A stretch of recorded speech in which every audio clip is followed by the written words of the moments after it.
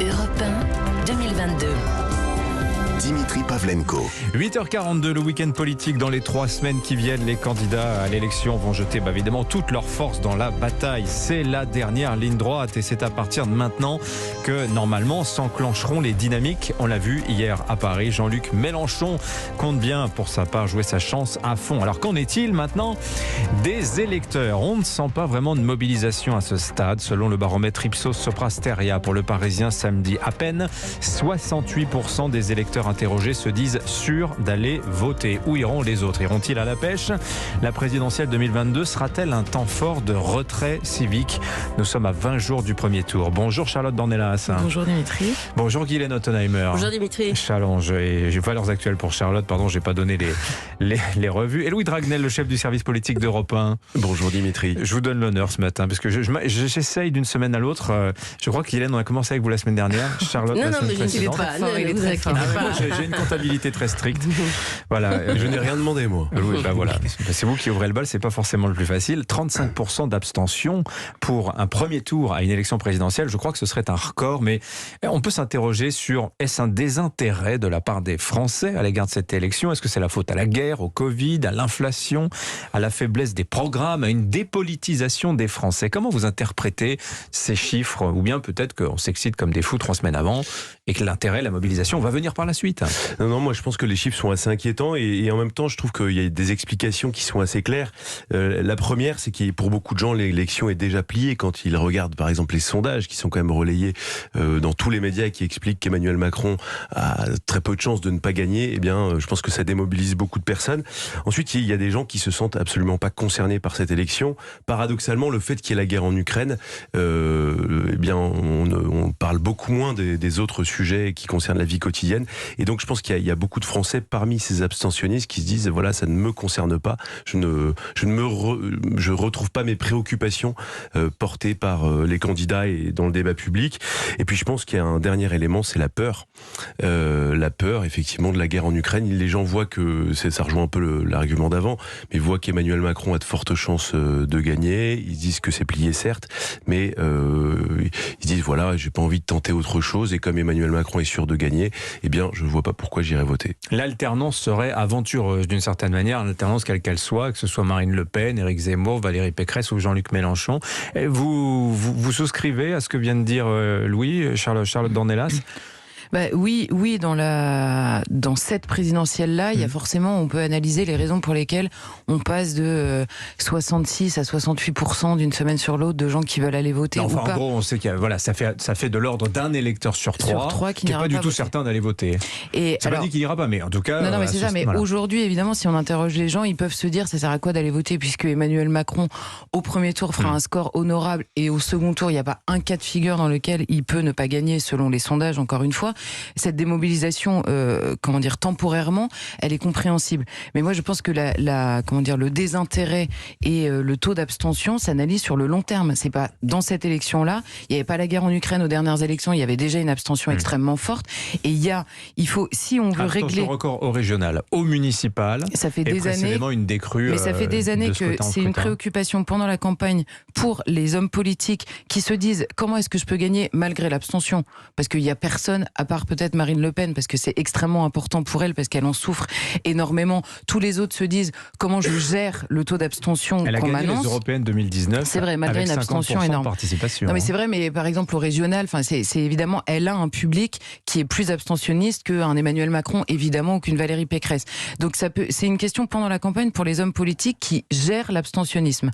Ensuite, le soir des élections, c'est une préoccupation pour tous les journalistes de la Terre. On est tous là le soir des élections à dire le premier parti de France, c'est l'abstention, le lendemain matin tout le monde a oublié et la vie reprend ses droits. Et sur des années, on peut aussi se poser la question de la souveraineté est beaucoup arrivée dans le débat public. La question de la souveraineté, c'est pas juste un positionnement idéologique, c'est la question de où se situe le pouvoir. Quand depuis des années, vous avez des hommes politiques qui vous disent sur tel sujet, on peut pas parce que c'est l'Union européenne qui gère. Quand vous avez des sujets qui sortent sur la place qu'occupent désormais les cabinets de conseil dans les ministères. Alors on en parle sur la question où est-ce qu'ils paient leurs impôts, comment. Mais qu'est-ce qui décide décide. Et à la place de qui? Ces personnes-là, qui sont des cabinets beaucoup anglo-saxons depuis des années, ils décident à la place de qui? Ils conseillent qui exactement? Et qui a le pouvoir aujourd'hui? Et quand vous avez des candidats, et c'était frappant au début de cette élection, qui vous disent sur la question de l'immigration, parce que c'est celle-là qu'ils ont prise, alors on va faire un référendum, parce que ça nous permettra d'inscrire dans la Constitution, c'est le moyen de passer outre la CEDH, parce qu'en fait, selon le traité de je sais pas... On se dit, mais attendez, mais c'est une blague ou quoi? En fait, pour reprendre le contrôle, il faut faire tout ça? À quoi ça sert d'aller voter pour des gens qui n'ont plus le pouvoir? Guylaine Ottenheimer, donc c'est pas un signe de dépolitisation des Français, mais plutôt l'impression que l'élection, finalement, ne va pas conférer tant de puissance au chef qui en héritera. C'est un mélange. Dans le monde entier, on voit quand même que l'abstention gagne, le pire étant aux États-Unis. Et chez nous, vous l'avez vu notamment sur les élections intermédiaires. Moi, ce qui me frappe, c'est que beaucoup de gens qui vont s'abstenir auraient aimé voter blanc. C'est un signal, ça veut dire qu'en fait, beaucoup de gens ne se retrouvent pas dans le système politique actuel ou dans l'offre politique actuelle.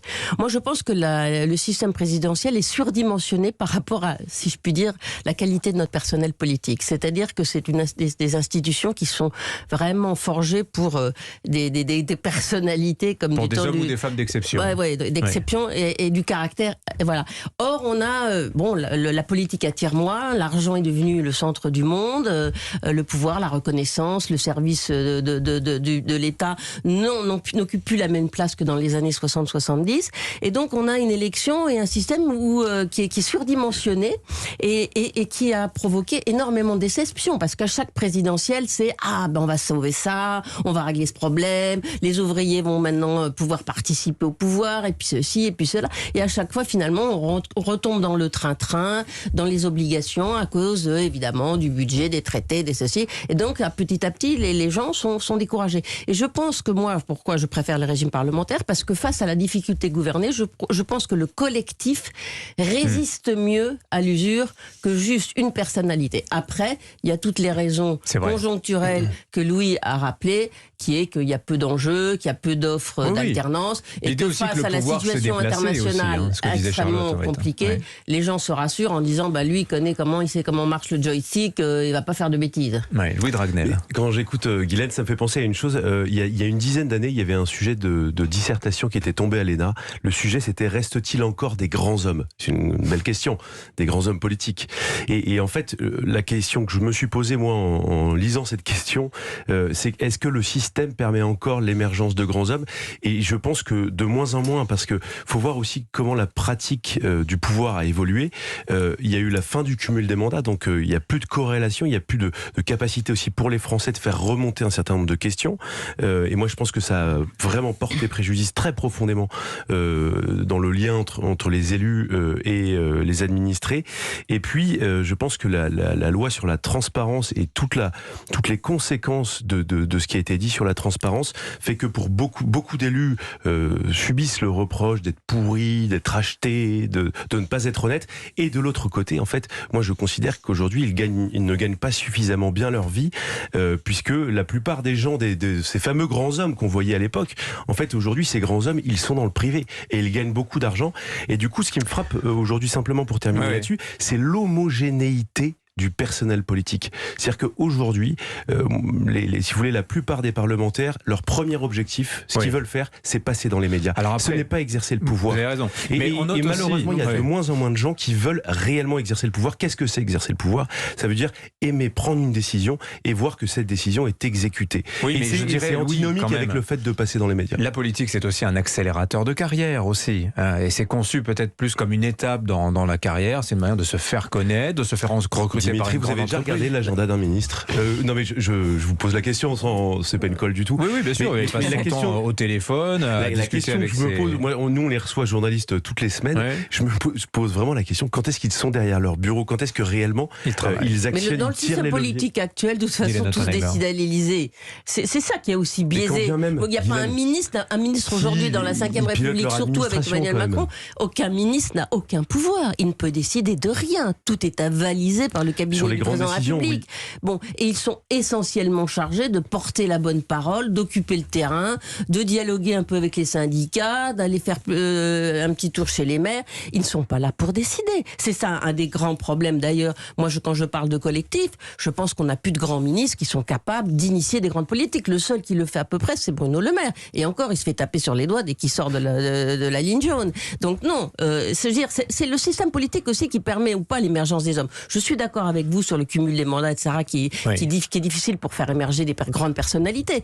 Mais c'est aussi que ça n'attire plus. Je veux dire, c'est encore une ascension sociale à gauche, mais à droite, dans les milieux aisés, à faire de la politique, ce n'est plus un système d'ascension sociale. Cumulé parce que la rémunération est trop faible. Bon. Eh ben oui, je voudrais vous faire réagir aussi au petit calcul que nous a fait tout à l'heure Nicolas Bétou dans son édito politique. Il dit, regardez, les partis de gouvernement traditionnels, LR, La République En Marche, Parti Socialiste, à ce stade, c'est 45% des intentions de vote, quand en face, les partis protestataires, tribuniciens, donc Marine Le Pen, Éric Zemmour, Jean-Luc Mélenchon, mais aussi, ajoutons, Nicolas Dupont-Aignan, Fabien Roussel et l'extrême gauche, tout ça fait 52%. C'est la première fois que les partis protestataires pèsent plus lourd dans les intentions de vote que les partis de gouvernement. Qu'est-ce que ça veut dire, ça, Charlotte Dornelas ? Ça joue énormément, à mon avis, du désintérêt, en tout cas de l'éloignement de beaucoup d'électeurs. Oui. Pourquoi ? Parce que pendant des années, on nous a fait choisir, en gros, dans l'alternance entre le Parti Socialiste, historiquement le Parti Socialiste et l'UMP devenu les Républicains aujourd'hui, on nous a fait choisir un personnel politique. Mais qu'est-ce qu'on a constaté ? Il y avait des grandes lignes pendant les campagnes, mais la politique était globalement la même. Et d'ailleurs, Emmanuel Macron incarne ça à la perfection, puisqu'il réussit à attirer des deux côtés tous ceux qui se rejoignent au centre, c'est-à-dire sans idéologie forte, si ce n'est sur le terrain de la gestion économique des différentes réformes à faire, quel que soit le sujet. Donc, forcément, les gens se tournent vers une alternative réelle en politique. Et quelle place donne-t-on dans le débat public aux alternatives ? C'est des fonctions tribuniciennes. Ils sont là, en gros, pour ramener votre colère dans le débat public. Mais croyez pas un jour qu'on va les élire non plus. Soyons sérieux, on reste entre gens sérieux. Et ça, évidemment, quand vous avez envie d'avoir une véritable alternative, qu'elle soit du côté de Jean-Luc Mélenchon sur certains sujets, de Marine Le Pen et aujourd'hui d'Éric Zemmour sur d'autres, en gros, on vous explique qu'il y a les gens sérieux et responsables qui auront le pouvoir. Et vous, on vous entend pendant la période de l'élection, c'est très bien, mais ça ne changera pas grand-chose dans les décisions politiques. Mais peut-être que l'abstention serait liée justement à une forme de découragement face à l'impossibilité d'opérer la jonction de ces colères, de ces électorats, qui en soi, Jean-Luc Mélenchon a-t-il un mot à dire à Éric Zemmour, autre que sur le thème de l'invective, alors qu'ils ont en point commun une sorte de détestation de l'offre politique en place, Guylaine Ottenheimer. Vous ajoutez le système présidentiel qui fait qu'effectivement il faut vraiment, hormis Macron, il fallait une grosse force politique centrale pour accéder au pouvoir. Et vous ajoutez la bombe, la fragmentation qui a été Emmanuel Macron sur la scène politique,